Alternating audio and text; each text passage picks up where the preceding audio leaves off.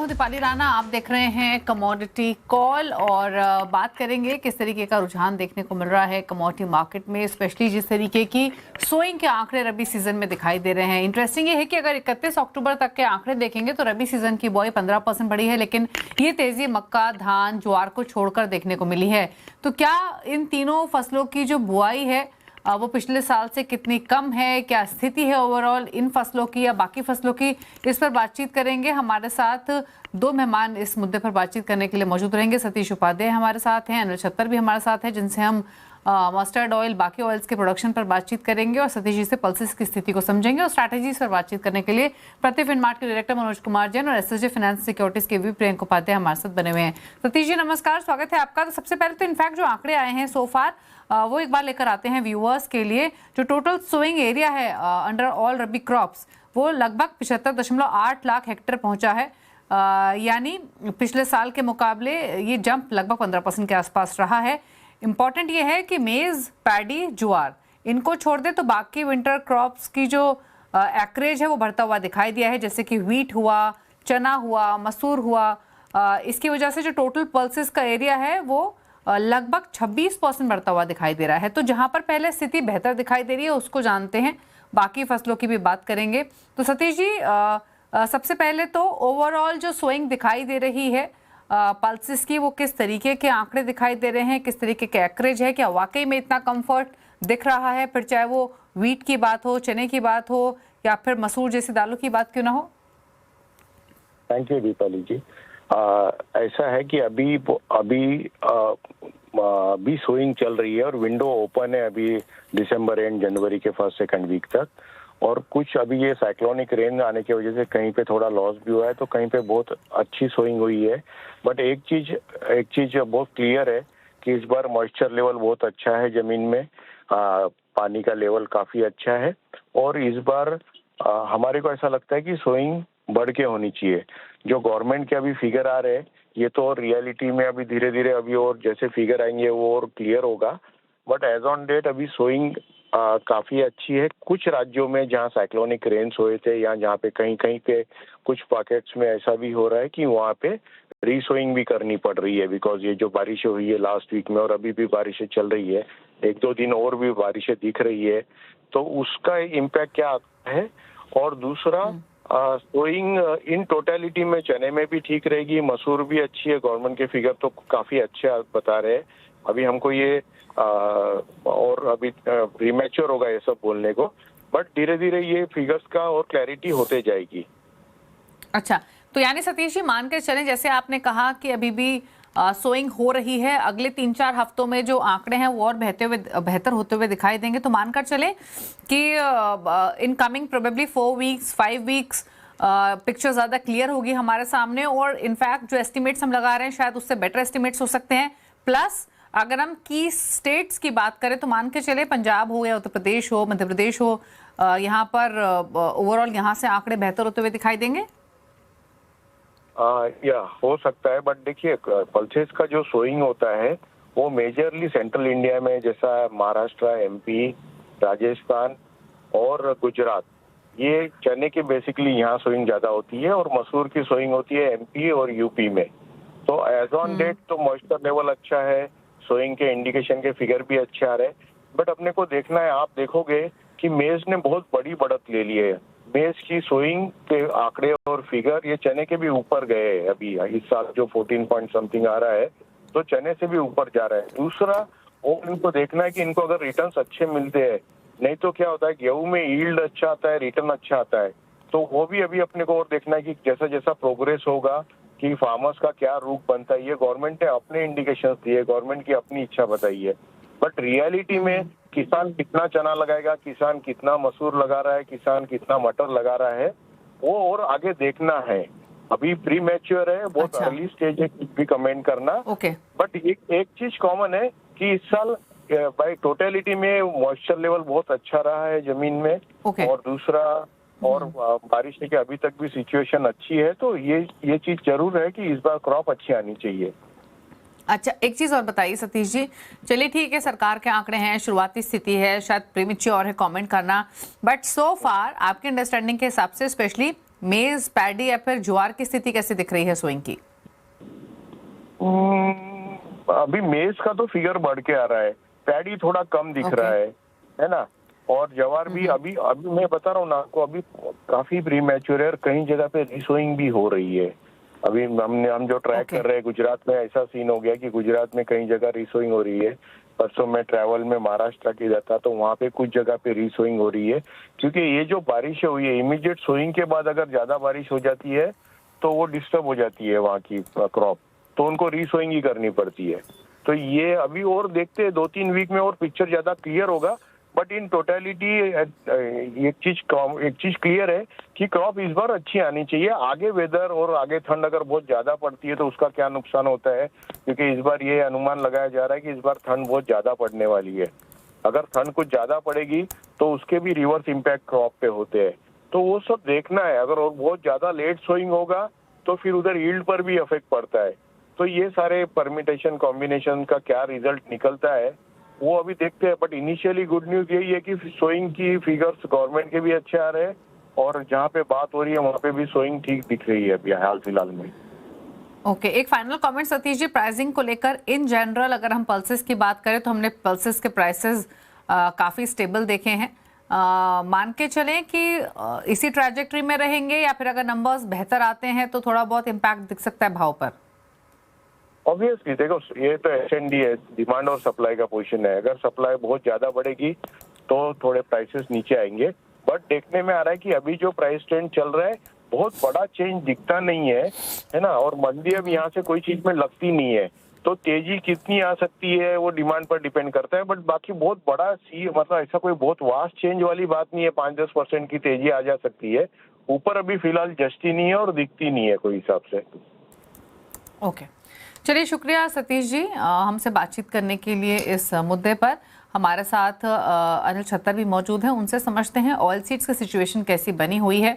अनिल छत्तर joint secretary हैं mustard oil producer association के। अनिल जी नमस्कार, स्वागत है आपका। आपसे जानना चाहेंगे किस तरीके के आंकड़े, इनफैक्ट कल हम आपसे चर्चा कर भी रहे थे लेकिन थोड़ा सा और डिटेल में समझना चाहेंगे कि किस तरीके के आंकड़े सोफार ऑयल सीड की प्रोडक्शन के दिखाई दे रहे हैं। सरकारी आंकड़ों की बात करें तो एक्सपेक्टेशंस तो यही है कि 13% के आसपास की जो सोइंग है वो बढ़कर दिखाई दे रही है पिछले साल के मुकाबले, जिसमें मस्टर्ड भी शामिल है। आपके हिसाब से किस तरीके की स्थिति है ओवरऑल? वो 11% इस साल मस्टर्ड की सोइंग अभी अक्टूबर 30 तक के जो आंकड़ा है उसमें बढ़ी है। लास्ट ईयर ये इस समय तक 38 लाख हेक्टेयर में हुई थी, अभी 42-42.5 लाख हेक्टेयर में सोइंग हुई है। तो मेरे को ऐसा लगता है कि एंड होते होते 20-25 नवंबर तक जब आंकड़े आएंगे तो हम लास्ट ईयर से 10% ज्यादा सोइंग हमारे इंडिया में होगी मस्टर्ड की। उसके पीछे कारण था कि खरीफ में 5% ऑयल सीड की सोइंग कम हुई थी, तो लैंड भी खाली थी और मस्टर्ड का भाव पूरे साल एमएसपी से ऊपर किसान को मिला। तो किसान का रुझान है और गवर्नमेंट ने एमएसपी जो 5,950 थी उसको भी बढ़ा के 6,200 रुपए की। तो मस्टर्ड की तरफ किसान का रुझान है। आने वाले टाइम में मुझे लगता है कि लास्ट ईयर से सोइंग 10% ज्यादा होनी चाहिए। और कौन कौन सी स्टेट्स हैं जहां पर एक्रेज में काफी जंप देखने को मिला है? राजस्थान का तो नाम हमने सुना, वहां तो काफी नंबर्स एक्साइटिंग दिखाई दे रहे हैं मस्टर्ड एक्रेज के। आपके हिसाब से ज्योग्राफी वाइज डिस्ट्रीब्यूशन कैसा है? राजस्थान में अच्छा होगा, एमपी अच्छा होगा, यूपी अच्छा होगा, तीनों स्टेट में सोइंग अच्छी होगी और हरियाणा में भी सोइंग अच्छी होगी। ओके, चारों स्टेट में सोइंग अच्छी होगी जी। अच्छा, अभी अगर हम मंडियों की बात करें, अवेलेबिलिटी की बात करें तो किस तरीके की स्थिति है? देखो अभी 1 नवंबर को सरसों का स्टॉक देश में 32 लाख टन है, जिसमें 20 लाख टन सरसों किसान फार्मर्स के पास है, 5 लाख टन सरसों ट्रेड और मिलर्स के पास है, 7 लाख टन सरसों भारत सरकार के पास है गवर्नमेंट ऐसे एजेंसियों के माध्यम से। टोटल 32 लाख टन का स्टॉक है। आने वाले टाइम में अभी तक पिछले 3-4 साल का रिकॉर्ड ये रहा है कि 7 से 8 लाख टन की मिनिमम क्रैशिंग हुई है। तो मेरे को लगता है कि नई सरसों अभी सोइंग जो हुई है वो फरवरी एंड या मिड फरवरी में आएगी। तब तक पुरानी सरसों की डिमांड बनी रहेगी और एसएनडी नेक टू नेक है, डिमांड सप्लाई के बराबर एसएनडी है, प्लस भी नहीं है माइनस भी नहीं है। तो एसएनडी हल्की सी टाइट है मस्टर्ड की आने वाले टाइम में, ये स्थिति है। ओके, भाव को लेकर क्या स्थिति देख रहे हैं? देखो भाव बीच में मई जून जुलाई में एक पाइपलाइन खाली थी और कुछ हल्की सी तेजी अराइवल को लेके, अराइवल थोड़ी कम थी, तो नाजायज भाव 170 रुपए के तेल के बन गए थे, लेकिन वो लेवल पर आ गए। तो 150 रुपए का लेवल जो है वो तेल का, उस पे माल बिकता रहेगा। अभी 145 रुपए का भाव है, ऊपर भाव से 25 रुपए किलो तेल में टूट गए हैं। तो 145 से 150 में आने वाले टाइम में महीने 2 महीने माल बिकता रहेगा। तो इसमें मद्दी की बात नहीं की जा सकती, तेजी आए नहीं आए। और साथ में जो दूसरा प्रोडक्ट है इसका मस्टर्ड डीओसी, उसकी डिमांड भी चाइना की वजह से अच्छी है। जो 14,000 रुपए मस्टर्ड डीओसी नीचे में बिकी, उसका भाव 20,000 रुपए हो गया। तो उसमें भी करीब करीब 30% 40% की तेजी आई। तो ऐसा लगता है कि मस्टर्ड में घटने की जगह इस भाव में नहीं है, इस लेवल पर नहीं घटनी चाहिए। ओके, दोनों फाइनल प्रोडक्ट की डिमांड है। जी जी, ओके, दोनों प्रोडक्ट की डिमांड बनी हुई है। लोकल क्रॉप अवेलेबिलिटी काफ़ी बेहतर दिखाई दे रही है और किस तरीके के फंडामेंटल्स फिलहाल दिखाई दे रहे हैं वो अनिल जी ने इन डिटेल बताया। एक फाइनल और एक और कमेंट आपसे, अगर हम ओवरऑल एडिबल ऑयल पैक की या ऑयल सीड्स की सिचुएशन देखें, मस्टर्ड ऑयल के बारे में तो आपने बात की, अगर बाकी तेलों की बात करें, इम्पोर्ट्स हों, सप्लाईज हों, किस तरीके की सिचुएशन है फिलहाल? देखो हमारे मोपा की मांग रही है, कोईट और मोपा की मांग रही है कि बाहर के तेलों में और सरसों तेल का फर्क कम होना चाहिए। जो आज भी 25 रुपए किलो का फर्क बना हुआ है, तो हमारे से आपके माध्यम से सरकार से निवेदन है कि इसमें आने वाले टाइम में अगर और क्रॉप को बढ़ानी है तो 15% आने वाले खाद्य तेलों पे ड्यूटी लगाई जाए, जिससे कि मस्टर्ड ऑयल का और विदेशी तेलों का, सोया पाम का लेवल बने और तेल की बिक्री बराबर चलते, हम डोमेस्टिक और इंटरनेशनल से आपस में कंपटीशन कर सके। अभी वो तेल बहुत नीचे है और आने वाले महीनों के तेल और भी डिस्काउंटेड है। रेडी से भी आगे के तेल 3 से 4 रुपए किलो नीचे है। ऐसे में मस्टर्ड किसान को थोड़ी चिंता रहेगी। तो हम ये चाहते हैं कि 15% सरकार ड्यूटी बढ़ाए। अगर ड्यूटी बढ़ाएगी तो तेल का लेवल सेम हो जाएगा। ओके, चलिए, शुक्रिया अनिल जी आने के लिए और डिटेल में समझाने के लिए किस तरीके की स्थिति देखने को मिल रही है फिलहाल। चलिए आगे बढ़ेंगे और अब ट्रेडिंग स्ट्रैटेजीज की बात करते हैं। मनोज कुमार जैन भी हमारे साथ बने हुए हैं, साथ ही साथ प्रियंक उपाध्याय भी है। मनोज जी, इनफैक्ट पहले तो एक क्विक कमेंट आपका ऑयल सीड्स और साथ ही साथ पल्सेस पर, आपने दोनों गेस्ट के साथ जो कॉन्वर्सेशन है वो पूरा सुना। मस्टर्ड की बात हो या फिर हम बात करें पल्सेस की, सिचुएशन काफ़ी कंफर्टेबल दिखाई दे रही है। क्या व्यू है आपका? नमस्कार दीपाली जी, बिल्कुल। अगर ऑयल कॉम्प्लेक्स की बात करें तो हमने देखा है कि यूएस और चाइना के बीच में जो ट्रेड टेंशन ईज हुए हैं, उसके बाद इंटरनेशनल मार्केट में एक अच्छी बढ़त जो है ओवरऑल एडिबल ऑयल कॉम्प्लेक्स में देखने को मिल रही है। सोयाबीन की कीमतें 16 महीने के उच्च स्तर पर है, वहीं खाने के तेलों में भी रिकवरी देखने को मिल रही है। तो उसका जो सपोर्ट है या भारतीय बाजारों में भी ओवरऑल एडिबल ऑयल कॉम्प्लेक्स को मिलता हुआ दिख रहा है। सोयाबीन की फसल में यहाँ पे कमजोरी थी, लेकिन अगर मौसम की अनुकूलता रही तो निश्चित रूप से सरसों की जो बुआई है वो बढ़ सकती है। लेकिन वर्तमान में हमें नहीं लगता कि कोई गिरावट यहाँ पे चाहे वो ऑयल सीड्स हो या खाने के तेल हो भी देखने को मिलेगी। तो ओवरऑल मार्केट का ट्रेंड पॉजिटिव बना हुआ है और वर्तमान लेवल से कीमतों में आने वाले समय में थोड़ा सुधार देखने को मिल सकता है। ओके, चलिए, तो ये राय रही आपके लिए पल्सेस पर और साथ ही साथ ऑयल सीड्स पर। लेकिन चलिए ट्रेडिंग स्ट्रैटेजीज की बात करते हैं और एक बार क्विकली प्राइस एक्शन आपके सामने लेकर आते हैं। सोने चांदी के भाव को एक बार देख लेते हैं, क्या रुझान आज कारोबार में देखने को मिल रहा है। साथ ही एनर्जी पैक का हाल भी लेकर आते हैं। तो आज के कारोबार में लाल निशान में अक्रॉस द बोर्ड ट्रेडिंग हो रही है। गोल्ड लाल निशान में है, 1/4% नीचे है। सिल्वर में लाल निशान में कारोबार हो रहा है, 1% नीचे भाव ट्रेड कर रहा है। एनर्जी बास्केट को देखेंगे तो क्रूड तो 2% फिसला हुआ है आज के सेशन में। नेचुरल गैस भी लाल निशान में ट्रेड कर रहा है, 0.5% की गिरावट यहाँ भी है। और अगर आप बेस मेटल्स को देखेंगे तो कॉपर हो या फिर जिंक ही क्यों ना हो, दोनों में ही 1-1.5% तक की गिरावट आज के कारोबार में देखने को मिल रही है। जिंक, लेड, निकल सबसे कम गिरकर ट्रेड कर रहे हैं आज के सेशन में। ऐसे में ट्रेडिंग अपॉर्चुनिटीज कहाँ हैं, इस पर बातचीत करते हैं। प्रियंक, बताइए पहले आपकी ट्रेडिंग कॉल्स क्या रहेंगी? Good evening. आज हमारी पिक कॉपर में रहेगी। हमने देखा था कि कॉपर में 1000+ के लेवल सस्टेन हो रहे थे, अब वहां से एक बार प्रॉफिट टेकिंग दिखा है। तो जो ओवरऑल ट्रेंड जो है बेस मेटल्स का going forward buy on dips का दिखता है, तो यही एक अच्छी अपॉर्चुनिटी रहेगी to go long at lower levels. यहाँ से अगर और करेक्शन मिलता है मे बी अराउंड 992 के आसपास, तो वो एक लेवल से रहेंगे जहाँ पे सपोर्ट्स है, तो वहां पे बाई किया जा सकता है। 975 स्टॉप लॉस रहेगा और 1025 के टारगेट्स रहेंगे। दूसरी पिक हमारी एनर्जी कॉम्प्लेक्स से रहेगी। क्रूड ऑयल में आज हमने देखा कि एक करेक्शन आया है बट लोअर लेवल से काफी एक अच्छा उछाल आया है, तो मुझे ये लगता है कि ये अपॉर्चुनिटी रहेगी to go long at around 5300। Stop loss 5180 का रहेगा और टारगेट्स 5480 के रहेंगे। ओके मनोज जी, आपकी ट्रेडिंग स्ट्रेटजीज क्या रहेंगी? दीपाली जी, यहाँ बेस मेटल पैक में जिंक में बाइंग की रणनीति रहेगी। नवंबर कॉन्ट्रैक्ट में 302 के स्तर पर बाय करना चाहिए। 298 का एक स्टॉप लॉस रहेगा और टारगेट यहाँ पे 308 से 3010 तक के रहेंगे। वहीं गोल्ड में हमने एक अच्छा करेक्शन होते हुए देखा है, तो निचले स्तरों पर यहाँ फिर एक बार सपोर्ट जो है वो देखने को मिल सकते हैं। तो गोल्ड मिनी का जो दिसंबर कॉन्ट्रैक्ट है वहां पे 1,20,350 के स्तर पर बाय करना है। 1,19,850 का स्टॉप लॉस रहेगा और टारगेट यहाँ पे 1,21,200 के रहेगा। ओके, आप दे रहे हैं कमोडिटी 360 डिग्री। प्रियंक उपाध्याय, मनोज कुमार जैन हमारे साथ मौजूद हैं। बात करते हैं बाकी कुछ और ट्रेड्स पर। अच्छा प्रियंक, आप कैसे देखते हैं ओवरऑल बेस मेटल बास्केट को? ये जो प्रॉफिट टेकिंग है लगातार तेजी के बाद देखने को मिल रही है, या थोड़ा सी प्रॉफिट टेकिंग और इंटेंसिफाई हो सकती है? क्योंकि हमने बेस मेटल्स में एक तरफा तेजी देखी थी और आज हमने कमोडिटीज इन्हीं इक्विटीज में भी इसका इम्पैक्ट देखा है। क्या व्यू है आपका ओवरऑल बेस मेटल पैक पर? साथ ही कॉपर पर आपका सजेशन क्या रहेगा? देखिए, ओवरऑल जो हमने पहले भी डिस्कस किया था कि जो सारे बेस मेटल्स का जो ट्रेंड है वो अपवर्ड है from medium to long term perspective. Short term में ऑब्वियसली कोई भी चीज एक तरफा ऊपर नहीं जाएगी, टाइमली करेक्शंस आएंगे, वो एक तरीके से एक ट्रेंड को हेल्दी बनाते हैं। तो वही हम देख रहे हैं कि कॉपर में जो हमने प्रॉफिट टेकिंग देखा है, तो वो एक रिवर्सल की तरह नहीं दिखता है अभी फिलहाल। एक प्रॉफिट टेकिंग मुनाफा वसूली की तरह ही ट्रीट करना चाहिए, एक पुल बैक है।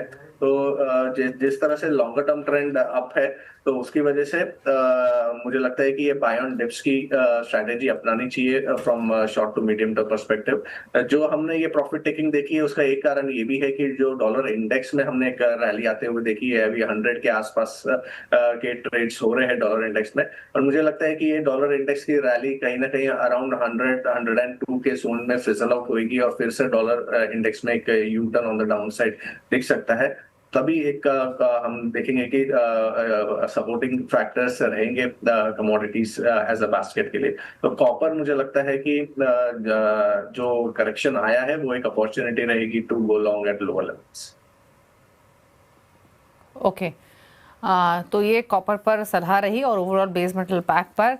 अच्छा मनोज जी, अगर हम एनर्जी बास्केट को देखें तो एक राय आपके नेशनल गैस पर क्या रहेगी मौजूदा स्तरों से? हालांकि यहाँ भी हमने एक अच्छी स्ट्रेंथ इमर्ज होते हुए देखी थी। आज अगर हम भाव देखें नेशनल गैस के तो हल्के से प्रेशर में ज़रूर है, लेकिन ये जो टाइम है ये बहुत इंपॉर्टेंट होता है प्राइस एक्शन के हिसाब से। क्या व्यू है आपका? दीपाली जी, ट्रेंड यहाँ पे ओवरऑल नेचुरल गैस का भी पॉजिटिव और एक अच्छी स्ट्रेंथ हमने पिछले 3-4 सेशन में आते हुए देखी है, लेकिन प्राइस थोड़े ओवर स्ट्रेच्ड है, तो वर्तमान लेवल पे बाइंग के लिए वेट करना चाहिए। हमारा मानना है कि यहाँ पे 355 से 350 का जोन अगर आता है तो वहां पे फ्रेश बाय करें। वर्तमान लेवल पे यहाँ पे एक बार बाइंग अवॉइड करना चाहिए। ओके, तो ये राय रही नेशनल गैस पर 376 पर मौजूदा लेवल्स देखने को मिल रहा है। अच्छा, एग्री कमोडिटी बास्केट की तरफ रुक कर लेते हैं। मनोज जी, स्पाइसेस के पैक पर आपकी राय क्या रहेगी, स्पेशली टर्मरिक और जीरा जहां पर हमने वॉलेटिलिटी सबसे ज्यादा देखी है? कंपैरेटिवली कोरिएंडर फिर भी स्टेबल रहा है, क्या व्यू है आपका? जीरा में हमारा मानना है कि 19,500 एक स्ट्रॉन्ग बेस यहाँ पे जीरा ने बनाया और वहां से हमने एक अच्छी रैली आते हुए देखी थी। तो यहाँ पे 19,800 के आसपास वापिस अगर कीमतें आएगी तो वहां से फिर जो है बाइंग इस कमोडिटी में लौटती हुई नजर आएगी। तो थोड़ा और अगर डीप आता है 19,800 के आसपास तो वहां पे बाय करना चाहिए 19,500 के स्टॉप लॉस से, और टारगेट ऊपर में यहाँ पे 20,400 20,500 के रखे जा सकते हैं। टर्मरिक यहाँ पे वेदर सेंसिटिवनेस के चलते काफी वोलेटाइल रही है पिछले कुछ सेशन से, तो हमारा मानना है कि वोलेटिलिटी यहाँ बनी रह सकती है और एक जो रेंज है टर्मरिक दिसंबर कॉन्ट्रैक्ट में 14,100 से 15,200 का जो एक दायरा है वो बना रह सकता है। ओके, एक फटाफट से रहे ग्वार पैक पर और लेते हैं। अगेन मनोज जी, आप ये कमेंट लेना चाहेंगे? ग्वार सीड ग्वार गम काफी हल्के हो चुके हैं, ऊपरी स्तर तो नहीं कहेंगे, जो स्तर इनफैक्ट पिछले साल 2 साल से हम देखे तो उन स्तरों से। अब क्या व्यू है इन लेवल से? हमारा मानना है दीपाली जी की यहाँ पे एक जो है रिकवरी आना चाहिए, चाहे वो ग्वार सीड हो या ग्वार गम हो। एक हेल्दी करेक्शन के बाद यहाँ पे निचले स्तरों पर फिर एक बेस बनता हुआ दिख रहा है। तो ग्वार सीड का जो नवंबर कॉन्ट्रैक्ट है वहां पे 4,700 से 740 के दायरे में बाय कर सकते हैं, 4,620 के स्टॉप लॉस से। हमारा मानना है कि 4,880 से 4,950 के जिस तरह वो फिर एक बार शॉर्ट टर्म में ग्वारसीप दिखा सकता है। वहीं अगर ग्वारगम की बात करें तो यहाँ भी 8,600 के आसपास बाय कर सकते हैं 8,440 के स्टॉप लॉस से, और जो नवंबर का कॉन्ट्रैक्ट है वो फिर एक बार 8,940 से 9,000 तक के स्तर दिखा सकते हैं। ओके, इसके अलावा बाकी एग्री कमोडिटीज को देखेंगे आज के सेशन में, तो कैस्टर में आधा पौने 1% की गिरावट देखने को मिल रही है। कपास हालांकि 1.5% ऊपर ट्रेड कर रहा है। Cotton seed oil cake flat है लेकिन बायस नेगेटिव है। 2944 के इसके लेवल्स देखने को मिल रहे हैं। ये बार डॉलर इंडेक्स और लेकर आते हैं आपके स्क्रीन पर और प्रियंका कमेंट ले लेते हैं। डॉलर इंडेक्स में किस तरीके का रुझान है, तो फिलहाल फ्लैट लेकिन बायस पॉजिटिव डॉलर इंडेक्स का। क्या रहेगी आपकी प्रियंका इस पर? देखिए, डॉलर इंडेक्स में हमने देखा था कि इन मिड ऑफ सितंबर जो लोस्ट हमने देखे थे अराउंड 96 हाफ से एक पुल बैक हमने देखा है। अभी 99, 90, 100 के जोन्स आए हैं। 100 एक साइकोलॉजिकल अभी रेजिस्टेंस का काम करेगा डॉलर इंडेक्स में, और अगर यहाँ से अगर थोड़ा बहुत और भी जाता है तो मुझे लगता है कि 101 हाफ 102 ये एक स्टिफ रेजिस्टेंस रहेगा गोइंग फॉरवर्ड। तो वहां से मुझे लगता है कि फिर से हम एक डाउनसाइड प्रेशर डॉलर इंडेक्स में आता हुआ देखेंगे, क्योंकि अगर हम medium to long term trend अगर डॉलर इंडेक्स का देखें तो वो क्लियरली ऑन द डाउनसाइड है। तो ये जो timely corrections on the upside है वो एक अपॉर्चुनिटी रहेगी dollar index to be sold at higher levels. चलिए, तो ये रही डॉलर इंडेक्स पर। शुक्रिया प्रियंका और मनोज जी, आप दोनों का ही आने के लिए शो में और सभी ट्रेड्स पर अपनी राय देने के लिए। इसी के साथ एक ब्रेक का वक्त हो गया। ब्रेक के उस पर भी खबरें जारी हैं CNBC आवाज पर। नमस्कार।